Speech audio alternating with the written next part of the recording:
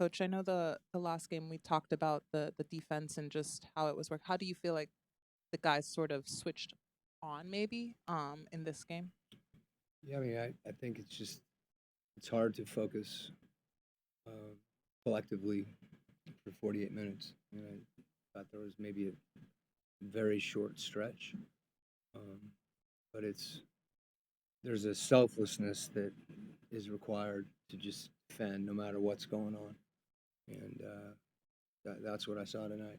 You know, whether it was we talked about rebounding, we rebounded collectively.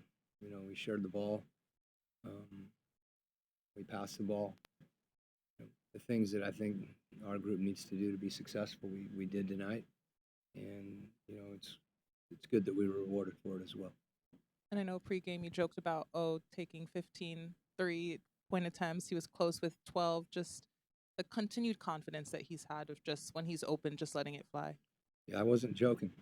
You know, I think, and a lot of it too. You know, you get more confident when your teammates are confident in you, and you know, guys were looking for him, and you know, we talked a lot about not trying, you know, to attack the rim, you know, if the rim is protected, and those were shots that you know we've seen him take and make, and you know, the last few games he hasn't shot it as well as he'd like to.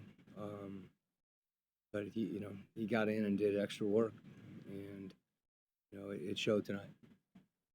Coach, post. Now you've got Jock Landale for the last. Have one again. Is it hard to reincorporate it, or something where you get extra benefit side effects? Yeah, I mean they're so different as players, but to your point, I think what Jock's able to do is you know find angles and you know deep seals, and I think you know he hadn't been here that long, but there was a point when he first got here. We're starting to figure out how to throw it to him in there because he's not, you know, he's getting position, and you know he's got a knack for pivoting um, and being able to seal or post a mismatch, particularly when teams are switching, is a big deal. And I think, you know, again, the guys, there was a point where we weren't passing it to him in the right spots, and we were losing a few of them. And it's something we've talked a lot about having our eyes out, and you know, we want to have our eyes in too. And when he's demanding the ball like that, as you said, you know, those are baskets that we haven't gotten. So it's good to see.